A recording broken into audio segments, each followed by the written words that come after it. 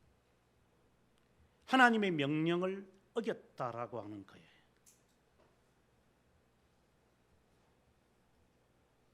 그러므로 12절에 원수들 앞에서 너희가 맞서지 못한 거다. 이유를 알겠느냐? 이것은 하나님이 하나씩 우리의 삶에서 지적해요. 말씀을 통하여.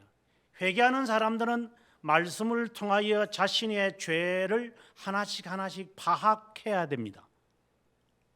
성경을 읽지 않으며 말씀을 듣지 않으며 하나님의 말씀을 실천하지 않는 사람이 회개한다고요? 그건 거짓말입니다. 상황 파악이 안 되는 사람인데 무슨 해결을 할 수 있겠어요? 우리가 스스로를 진단해야 됩니다. 내가 지금까지 말씀을 읽지 않고 말씀을 정기적으로 그 말씀을 사모하지 않았는데 회개했다고 과거에 눈물 콧물을 흘리면서 했다고요? 그 자체가 거짓말이 그게 하나님을 속이고 있어요. 성령이 깨닫게 하기 전에는 죄를 몰라요. 말씀을 통해서 하나님이 지적해야 돼요. 이거다. 그때에 비로소 그가 콧물과 눈물을 흘리게 돼요. 지가 직면하는 이 슬픔 때문에 이러다 보면 어떻게 큰일 난데 이제 나는 이제 망했다. 이제 사람들 앞에 어떤 말을 내가 들어야 될까? 그래서 흐르는 눈물이 아니라 그 수치감에 빠져가지고 하나님 어떻게 좀 해주세요. 안타까워가지고 여성들이 부부싸움 하다가 이게 대화가 안 되면 그냥 문에 문 열고 지방에 툭 들어가가지고 눈물 째째를 흘리는 것처럼 속이려고 하는 것. 그 본심들이 갖고 있거든요. 울면 되겠지. 억울해서 우는 건지 분해서 우는 건지 속이려고 우는 건지 영화 배우들처럼 그냥 이렇게 우는 건지 그래서 사람들에게 그 처근함을 이렇게 느끼기 위해서 하나님께서 말씀을 통하여 하나하나 지적할 때에 그때 오는 눈물과 콧물의 기도가 나오는 거예요. 너는 언약을 어겼다. 나는 언약의 백성이구나. 내가 하나님 앞에 내가 득죄했구나. 사람 앞에 내가 행하는 그 수치를 아니라 내가 하나님을 속였구나. 감히 하나님을 속여. 하나님 앞에 내가 방자하게 내가 행해서 내가 행한 것만 잘난 체하고 하나님에 대하여 어겼던 것은 전혀 고려하지 않는 자세. 바리새파의 기도처럼. 그래서 누군가 지적하면은 버럭 화를 내고 내 감정이 이러니까 더 이상 나를 타치하지 마. 내 기분이 지금 다운되어 있으니까 나한테 뭐라고 하지 마 라고 상대방에게 말하는 것처럼 그것이 마치 회개인 것처럼 포장해서 성령이 깨닫게 하는 것이 아니라 지가 미루어 보아서 후회스러우니까 부끄러워서 성령이 깨닫게 하기 전에는 이러한 거짓된 회개가 등장하는 거죠.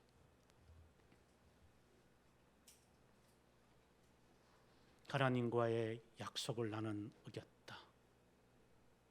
하나님 앞에 나는 거짓된 자이다. 하나님, 이것을 어떻게 해결해야 합니까?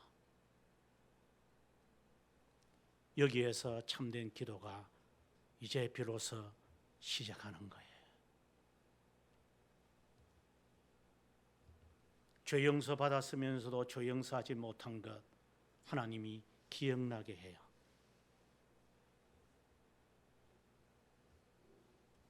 말씀을 읽으면서 말씀을 들으면서 내 죄가 내 앞을 내 눈을 막아버리는구나. 이걸 어떻게 감당해야 하나?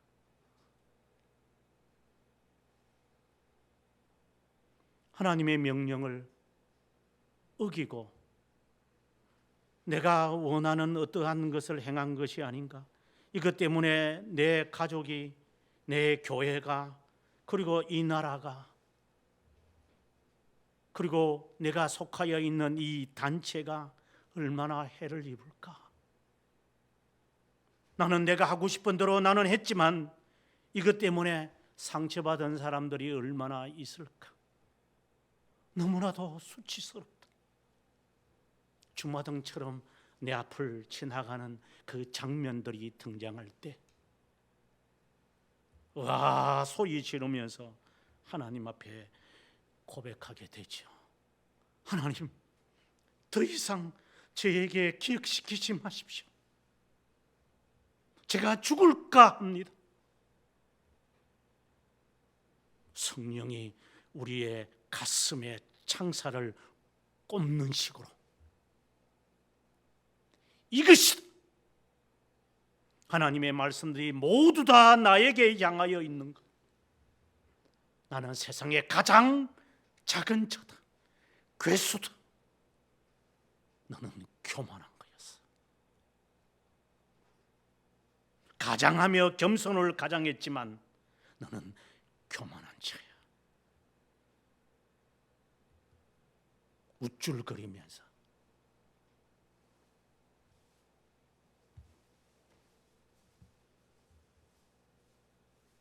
그리고 주님이 그에게 회상시키기를 그래서 너희들이 원수 앞에 능히 맞서지 못한 것이다. 주님이 이제 해결점을 마련합니다. 온전히 바친 물건 훔친 것 없애라. 어떻게 해결해야 할까요? 하나님이 말씀을 통하여 하나씩 하나씩 여호수아에게 말합니다. 그래서 말씀을 통하여 하나님이 지적하고 말씀을 통하여 그 해결점을 말합니다. 좀 다르게 말한다면 이 과정을 다 지나가고 난 다음에 참된 회개의 마무리에 가서는 내가 이 모든 것을 담당한 것을 너가 아느냐 하면 그때 이렇게 말하겠죠. 하나님, 아닙니다. 제가 썰어버린 바 되겠습니다. 너가 그걸 감당하지 못할 거다. 너가 짐승처럼 쫓겨다닐 수 있느냐? 말이야. 하나님, 제가 100번 죽어서라도 값을 치러야지요. 하지만 너는 감당하지 못할 거다. 왜? 너 죄가 너무 중해서.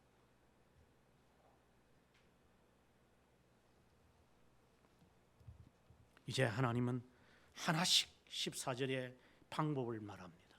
말씀을 통하여 이 죄를 이제 어떻게 해결해야 할까요? 너는 아침 일찍 일어나 모든 사람들을 지파별로 모아라. 12지파니까. 그리고 내가 선택하마. 유다 지파를.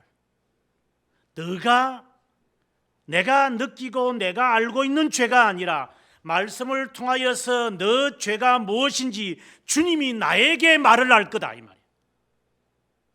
이 말씀을 사모해라고.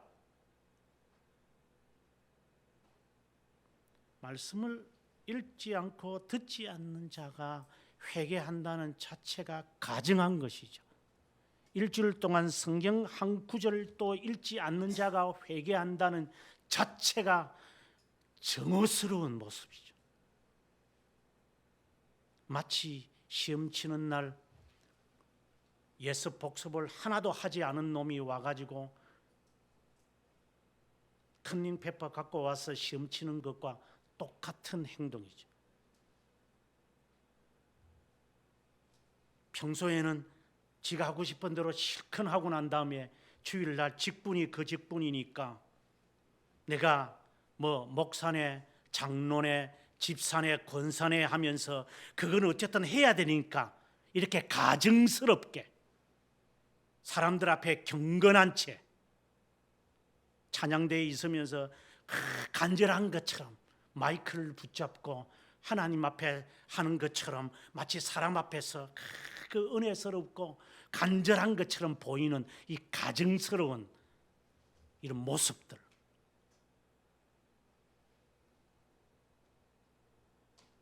하나님이 지적합니다. 말씀을 통해서. 구체적으로 이 사건에서는 하나님이 이렇게 지적합니다. 여호와께 뽑히는 그 지파는 하나님이 하신다는 거죠. 족속대로 나오라. 14절에 여호와께서 뽑히는 족속은 계속해서 하나님이 뽑는 거야. 내가 뽑으마. 네가 하는 것이 아니라 내가 뽑으마. 그 족속은 가족대로 나올 것이고 여호와께서 뽑히는 그 가족은 남자들만 나올 것이고 온전히 바친 물건을 가진 자로 뽑힌 자를 주님께서 불살할 것이다. 하나님이 하겠다는 거예요. 네가 느껴서, 네가 회고해서, 네가 반추해가지고 느꼈던 그 죄, 그게 무슨 소용이 있어요? 그게. 저는 기도 생활 잘 하는데요. 말씀을 듣지 않는데 기도 생활을 한다고요?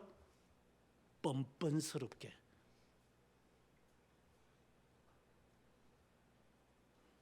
말씀이 지적하지 않는데 나도 나름대로 하나님께 회개하고 기도한 생활 하는데요. 가증스러운 자.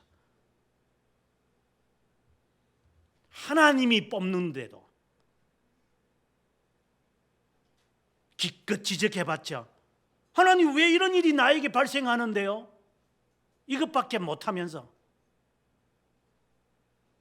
하나님 그 죄가 그렇게 중합니까? 나를 이 지경으로 몰아가십니까 하나님?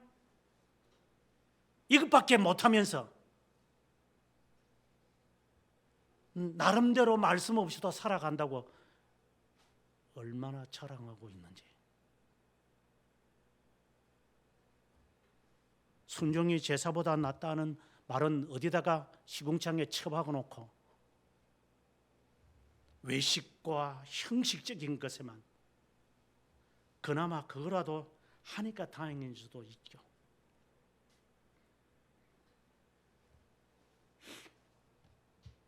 그래서 16절에 요가서는 아침 일찍이 일어나서 하나님의 말씀대로 그대로 합니다.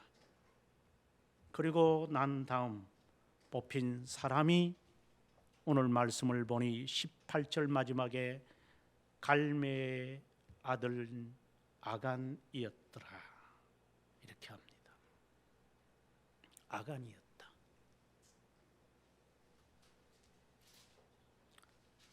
여호수아가 지적합니다. 내 아들아 청하노니 이스라엘의 하나님 여호와께 영광을 돌려 그 앞에 자복하고 내가 행한 일을 내게 알게 하라. 그 일을 내게 숨기지 말라. 여호수아는 무슨 죄를 범한지 몰라요. 하나님이 지적했기 때문에.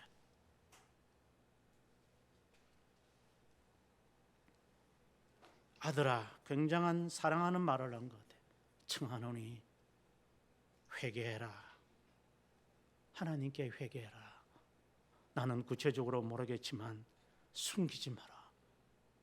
삭개오처럼 하나님의 것을 훔쳤느냐? 네 배나 갚아라. 홀이라도 갚기 전에는 너는 그 속에서 나오지 못할 것이다. 그는 거짓 회개이기 때문에. 제물로 하나님께 타격을 받았다면 하나님 앞에 해결해라. 너의 명예가 실추되어졌다면 그 명예 회복을 하나님 앞에 구체적으로 실행해라. 교만하게 행하였더라면 수치를 당해라. 너가 가장 비천한 자인 줄을 알아야만 할 거다. 너가 아는 체 하면서 살았더라면 너가 얼마나 모른다라고 하는 사실을 하나님 앞에 처절하게 고백해야 할 것이다.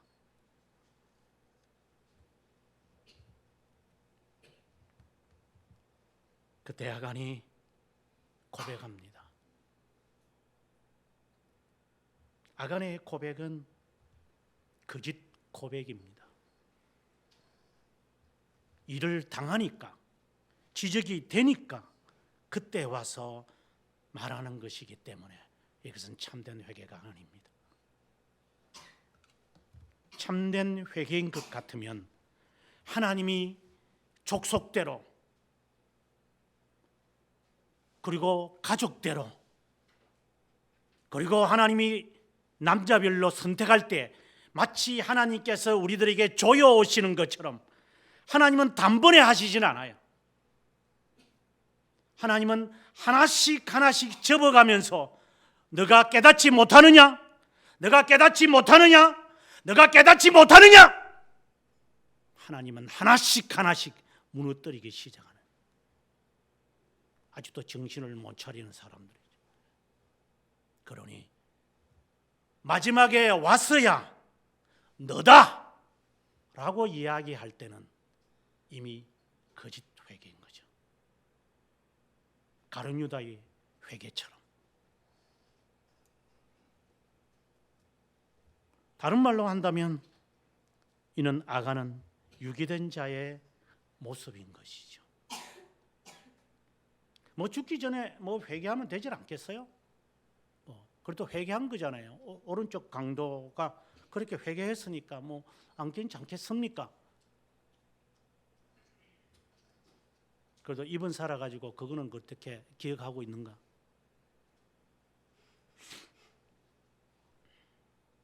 마지막 순간에 가룟 유다가 고백했다고 생각이 드십니까? 시큰 죄 짓고 있다가 이제 옆에 보니까 십자가에 달려 죽어가면서 보니까 저분이 예수가 맞네. 그런데 고백하자 그렇게 했다고 생각이 드십니까? 얄팍한 지식을 갖고 빠져나가려고 하는 유기된 자들의 모습이죠. 그가 하는 이야기입니다. 21절에 노력한 물건 중에 시날산의 아름다운 외투, 여기서 시날산이라고 하는 것은 바벨론 아주 화려한 그러한 옷 한 벌, 은 200세겔, 50세겔 되는 금덩어리 하나를 보고 탐하여 가져서 내 장막 안에 땅속에 감춰 두었습니다. 은은 그 밑에 있습니다. 그래서 여호수아는 사람을 급히 보냅니다. 가서 있는지 증거를 찾아라.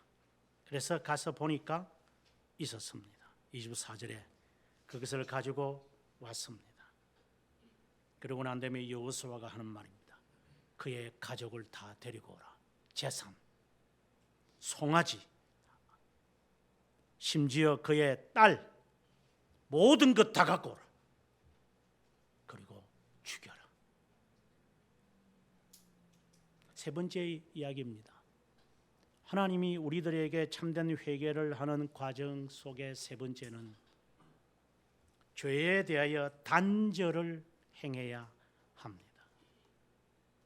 나는 회개했는데 다시 하더라. 그건 회개한 것이 아닙니다. 그건 거짓된 회개입니다. 죽여야 합니다. 멜랑흐톤과 칼빈 선생은 이것을 죄 죽이기라고 합니다. 다시는 돌아보지 마라. 증오하면서 죽여야 한다. 이것은 회개입니다. 그래서 하나님은 여호수아에게 그 가족을 다 죽이라고 했습니다. 그리고 물건 또 다. 그러면 우리는 말합니다. 아니 그 아들과 딸이 무슨 죄가 있어요? 장막이 있는데 그 장막에 숨길 때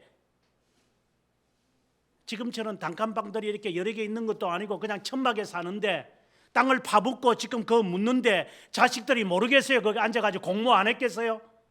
그래서 주님께서 3, 4대까지 수천 대까지 이 죄가 간다고, 그 자식이 모르는 가운데서 아간만이 혼자 그렇게 했다고 생각이 드세요?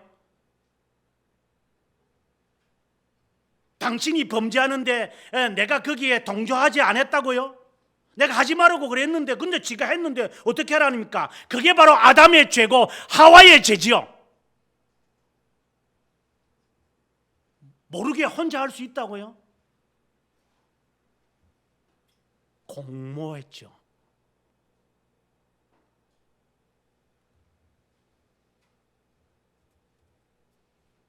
저 사람이 죄를 지었습니다. 당신이 준 저 여자가 먹으라고 했어요. 먹었는데요? 아니요, 저 뱀이 그래서 그랬어요. 제가. 하나님은 다 저주 내리죠. 참된 회개는 단절을 의미합니다. 돌아서는 겁니다. 회개한, 하나님이 지적하여 회개한 사람은 다시는 그것을 보지 않습니다. 돌아섰기 때문에, 떠났기 때문에. 하나님의 행동을 그대로 다시 한다? 그는 거짓 회개입니다.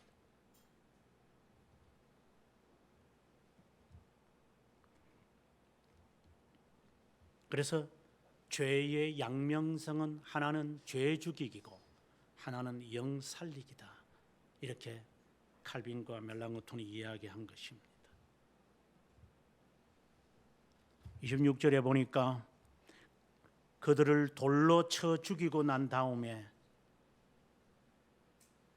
돌 무더기를 크게 쌓아놓고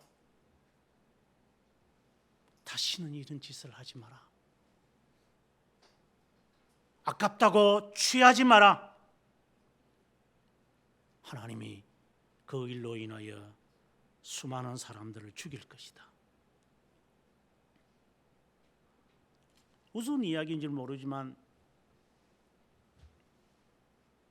저는 장학금이 없으면 공부를 못했기 때문에 대학교 시절에 하나님 앞에 저는 시험을 치기 전에 항상 기도할 때 하나님 장학생 만들어 달라고 기도했어요. 물론 열심히 했어요. 그 열심은 뭐 제가 보는 주관적인 관점이겠지만 하나님 장학금 받게 해주세요. 그 학생들 가운데서 그런 학생들이 있어요. 교수님, 이것만 A 플러스만 되면 저는 장학금 받는데 교수님 다음 학기 때 저는 등록 못할 것 같아요. 그 저한테 공포를 주고 위협을 주는 애들이 있어요. 이제 그런 애 치고 저는 성적을 올려주지는 않아요.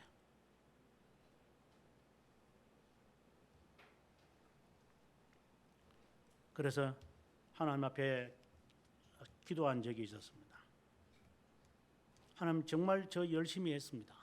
그러니 좋은 성적 받아서 제가 장학금 받게 해주세요.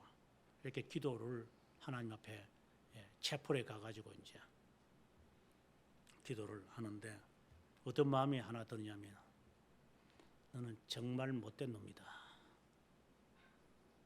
왜요? 너보다 더 열심히 한 사람은 없을까 싶으냐?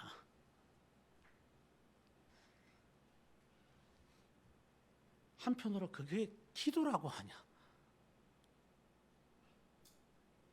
너가 제일 열심히 했다고 생각이 드냐?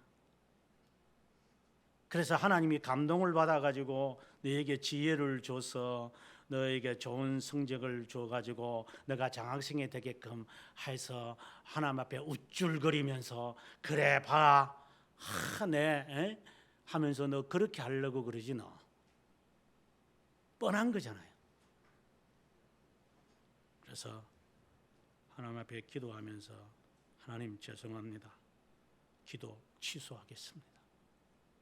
근데 저는 기도하다가 기도 취소하는 기도 많이 합니다. 하나님, 오늘 하나님 앞에 기도했던 거 다 취소입니다. 다시 기도하겠습니다.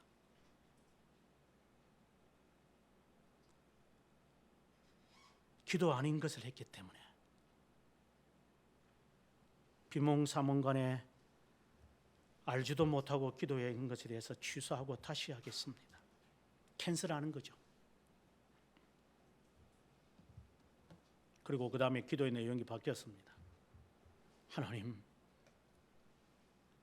가장 열심히 한 사람에게 하나님 공정하신 주님 베푸소서. 그 공정함에 들어가기 위하여 저는 최선을 다하겠습니다.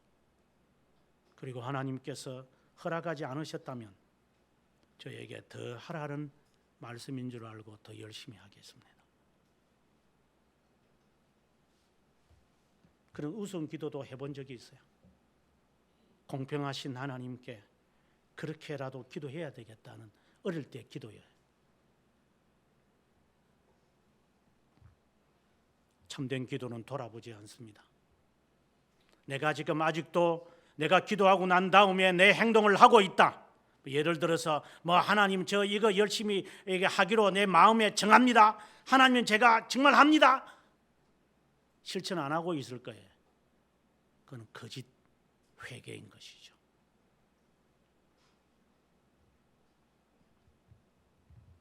그리고 하나님은 그것을 우리들에게 그것이 사실이라면 참된 회개라고 하고 다시 돌아보지 않는다면 그것이 항상 마음에 이제 걸림이 될 거예요.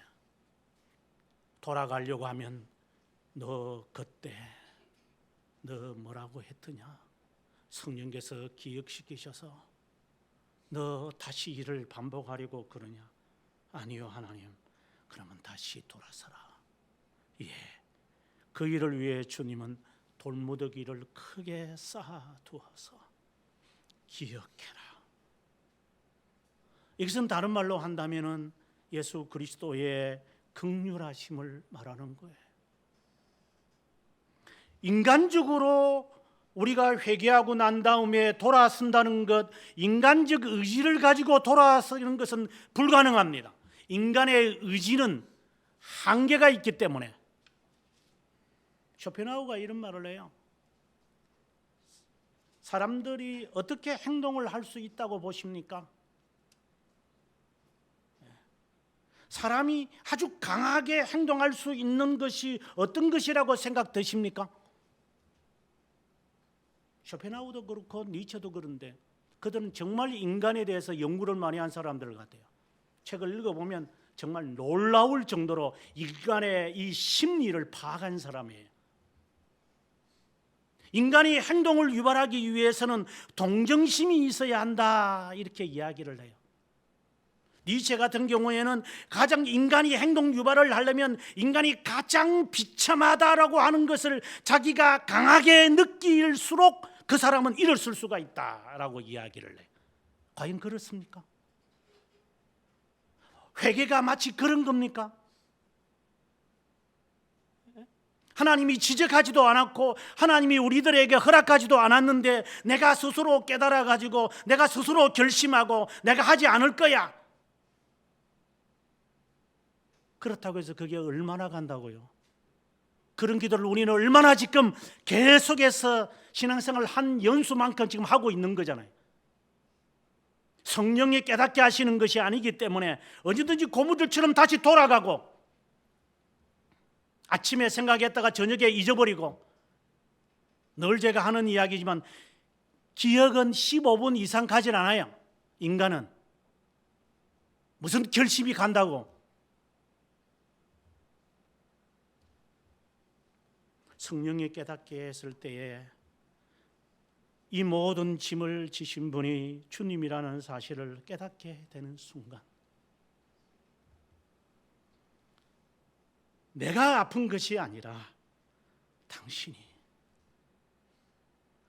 내가 일어난 실수와 시련과 실족과 실패를 통하여 당신이 그 부끄러움과 그 수치와 순환과 질고와 찔림을 받아야만 했다면, 그것이 성령께서 나에게 가르쳐 준 것이라면 우리는 돌아가지 않습니다. 성령의 깨닫게 함이 없기 때문에 우리는 여전히 본래의 모습으로 돌아가는 것. 그래서 우리는 지금까지 그래 했다면 거짓 회개를 지금까지 하나님 앞에서 회개하는 척하면서 살아온 가증한 사람들이죠.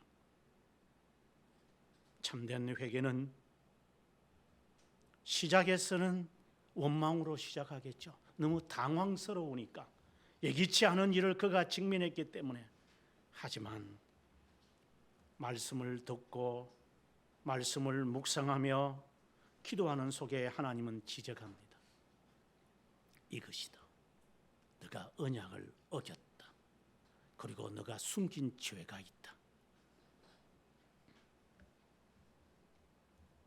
그리고 구체적으로 하나님은 지적합니다. 어떻게 이것을 해결해야 됩니까? 하나님은 구체적으로 이런 일을 저런 일을 통하여 우리를 하나님은 온전하게 만들어 갑니다. 그리고 난 다음 떠나도록 하십니다. 주님만을 바라보게 합니다. 이제 여호수아는 이러한 기도를 다 끝냈어요. 이제 하나님은 그에게 지시합니다. 마치 트라우마가 생긴 거죠. 이제 공격하면 또다시 죽지 않을까? 사람들이 나를 믿을까? 두려워하지 마라. 놀라지 마라. 하나님이 명하시면 다시 하는 겁니다. 아이, 내가 사람들을 시켜서 정탐을 보내가지고 사람을 보냈는데 사람을 죽였는데 사람들이 골기해가지고 저를 공격하지 않을까요? 염려하지 마라. 그냥 내가 하라는 대로만 해라. 2-3천 명만 올려보내면 된다고 사람들이 말을 했는데 용사 3만 명을 보내라. 그리고 구체적으로 사람들을 숨겨놓고 그리고 도망가는 척하며 도망가라. 그리고 숨어있는 사람들을 그 성으로 보내서 남기지 마라. 그리고 그 안에 있는 모든 것은 여리고 성과는 다르게 다 취해라. 그리고 8장 9절에 보면 놀라운 이야기는 여호수아가 참된 회개했다는 것을 알 수 있는 것은 이 전쟁이 끝날 때까지 그는 하나님 앞에 기도합니다. 그는 아마 알고 있었던 것 같아요. 아모리 족속을 치러 갔을 때 아론과 훌이 모세의 팔을 붙들고 있었다는 사실 때문에 그가 이겼다라고 하는 것을 아마 그가 40년 전의 이야기가 아마 그가 떠올렸던 거 모르죠. 그는 백성들을 보내놓고 하나님 앞에 기도를 합니다. 이게 진정한 회개한 사람의 자세입니다. 아이성을 처음 치러 갈 때는 그냥 2-3천만 그냥 보내고 뭐 알았어요. 그냥 교만에 가득 찬지만 이제는 하나님 아닙니다. 하나님 앞에 엎드려서 그는 기도의 삶을 삽니다. 하나님 어떻게 이렇게요 저렇게요. 그리고 구체적으로 하나님으로부터 지시를 받습니다. 이것은 참된 회개한 사람입니다. 그리고 하나님은 이제 여리고성을 칠 때는 다 하나도 취하지 말라고 하셔놓고 이제는 다 취해라. 다 가져라. 가질 때가 있고 버릴 때가 있는 것을 하나님은 아세요. 취하지 말아야 할 때 취하지 말고 취하라고 할 때 취하고 하지 말할 때는 하지 말고 하라고 할 때 하라고.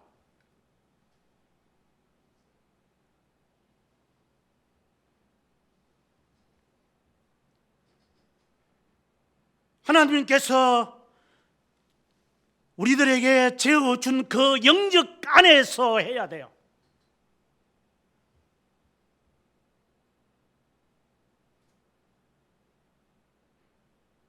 하나님의 제한되고 하나님이 만지지 말라고 하는 것, 만졌다간 이런 실패와 좌절을 경험하게 돼요. 하나님의 자녀는 하나님이 언제든지 회복시켜요. 아들이기 때문에. 회개하지 않는 자에게는 하나님 회복시키지 않습니다. 회복되지 않고 그대로 있는 걸 보니까 그는 거짓 회개한 자이고 유기된 자일 수가 가능성이 있어요. 첫째 아들과 둘째 아들이 있지만 안 하겠다고 했으면 돌아가서 하겠습니다 하는 사람이 되는 거예요. 그런데 선택받은 자이기 때문에 우리는 모두 불안하고 다 모관한 사람들이에요. 우리 다 제대로 된 사람들 아니에요. 하나님은 여러 가지 모양으로 하나님은 우리들을 좌절시켜요. 그때 정신 차려야 돼요. 그래서 해야 될 첫 번째 일은 하나님의 말씀을 묵상하기 시작해야 돼요.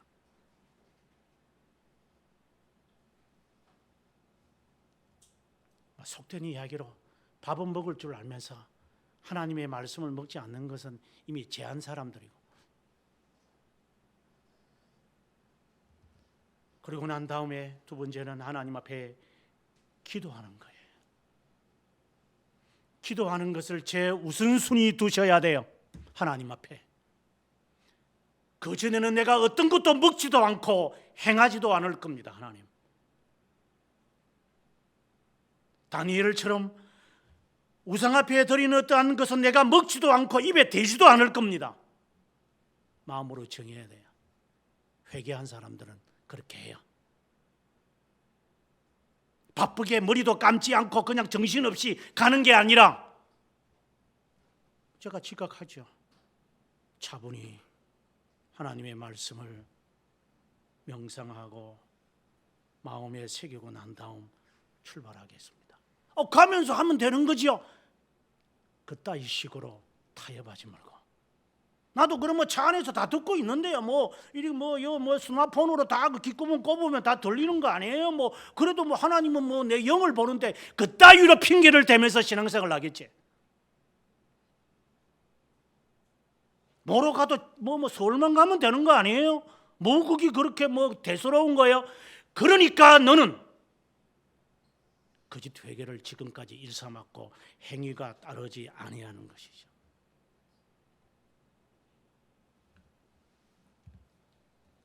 그러면 하나님이 기도 속에 말씀을 통하여 지적하실 거예요.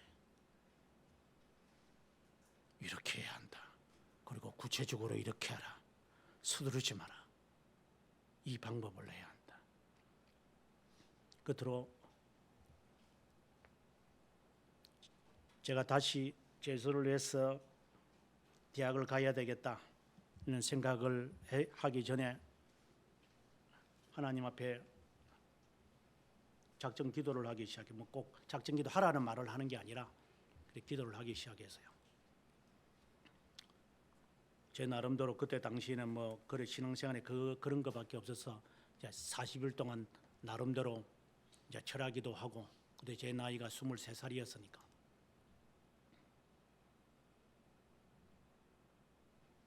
지금까지 공부했던 신학 공부 다 포기하고 다시 이제 정규 시험을 치고 다시 이제 대학을 가야 되는 이제 그런 아주 중대한 나의 인생의 중대한 상황이었으니까, 그래서 하나님 앞에 내 마음을 정하기 위해서 40일간 철학 기도를 하고 마음에 확신이 딱 들었어요. 하나님이 함께 하는구나. 하나님이 내가 가는 길을 하나님이 인도하신다 하는 확신이 딱 들고 난 다음 하나님 앞에 구체적으로 하나님께 아뢰서요. 하나님, 저는 공부를 잘하는 애도 아니고 머리도 좋은 애가 아닌데 앞으로 이 신학의 공부는 10년 이상을 공부해야 될 거고 그 이후에 제가 이렇게 교수가 된다고 하는까지는 생각도 안 해봤기 때문에 그냥 막연히 한 10년 7, 8년 이 정도만 생각을 했으니까, 하나님, 앞으로 저는 어떻게 공부를 해야 돼요? 공부하는 방법을 가르쳐 주세요. 그때 저는 지금도 잊지 못합니다. 공부를 이렇게 하는 거다. 이렇게 해야만 한다. 저는 그때에 내가 지금까지 앞으로도 해야 될 공부의 자세를 저는 그때 다 파악했습니다. 알겠습니다. 하루에 15시간을 공부해라. 그때 제 나이가 23살이었으니까 충분히 할 수 있었습니다. 하루 24시간 가운데 밥 먹고 잠자고 걸어다니고 친구 만나고 잡담하고 하는 시간 모두 빼고 하루에 15시간을 하나님 공부하겠습니다. 그리고 구체적으로 어떻게 과목 하나하나를 저는 공부해야 합니까? 그때 놀라운 것은 하나님이 그때 하나님께 질문을 던지면 하나님은 저에게 대답을 했어요. 이렇게 해야 한다. 이렇게 하는 거다. 하나님 이거는 어떻게 해야 됩니까? 예를 들어서 하나님 저는 언어가 잘 되지 않습니다. 하나님 저는 너무 힘들어요. 이렇게 해라. 알겠습니다. 저는 그때 받았던 수많은 방법들이 있어요.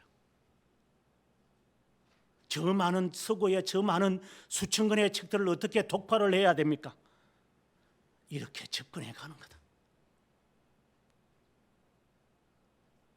저는 학생들을 보면서 답답할 때가 많아요. 미련하고 게으르고 하나님이 주시는 지혜를 왜 받지 못하느냐? 허송세월 다 버리고 난 다음